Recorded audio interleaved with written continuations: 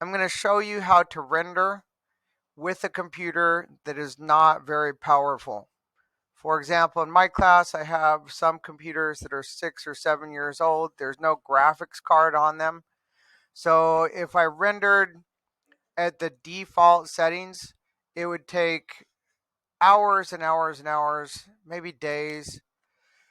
So when you're ready, you have an animation. It starts at frame 1, and when you press play, there's some movement. My animation is going to end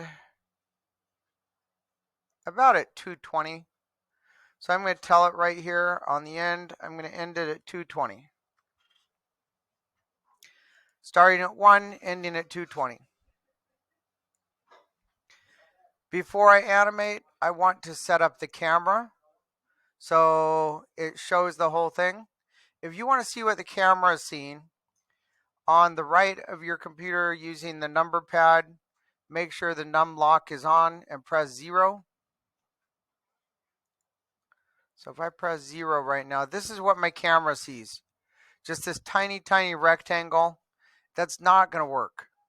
So one way to move the camera is to go, once it's in 0, you're going to go to this toolbar right here, and you're going to click on View, and then go down to View Lock, and go click on Camera to View. So we're going to lock the camera to view. And now when it's in there, you can move around. I can zoom out. I can hold down my scroll wheel and move around. I can hold down the shift button. I can move it down. Over, up, down. So I want it to be,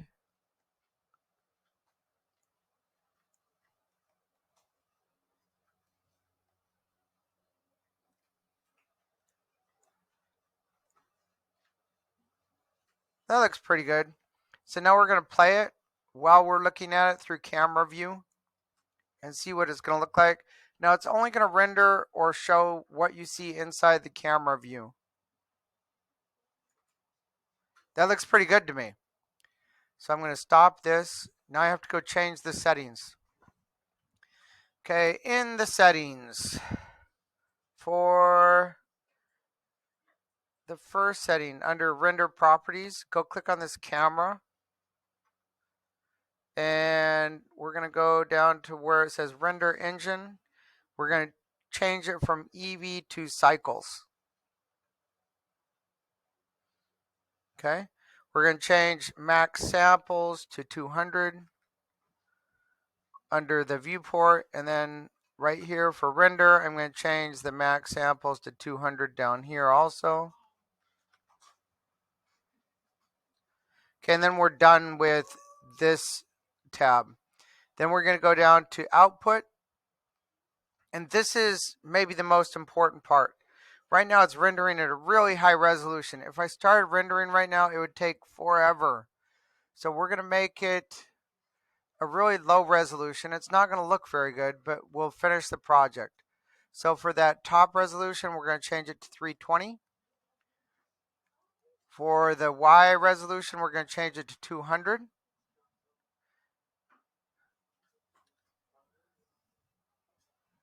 Okay, and then this looks good. We're going to start at 1, end at 220. Now go down to output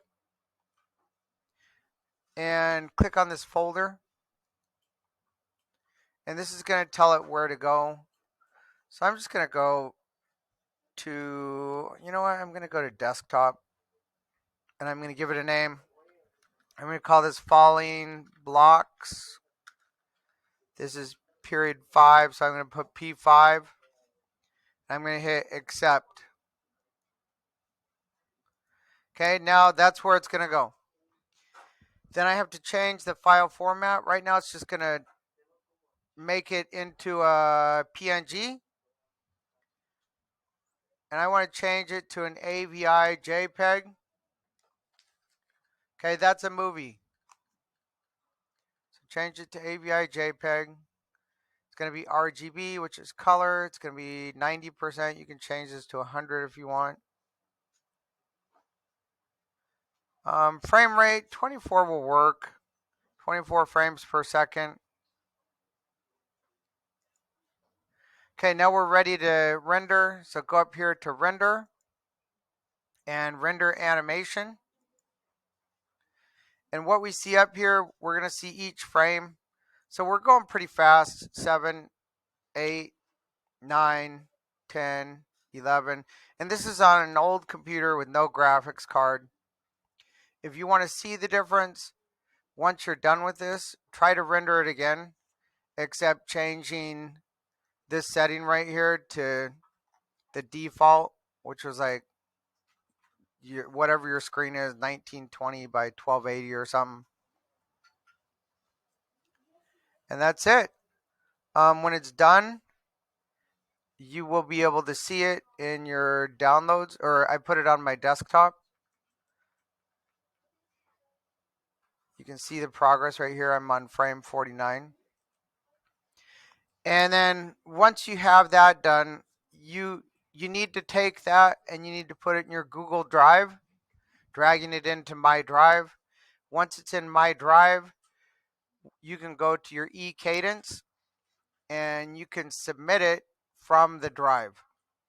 I hope that helps. Good luck.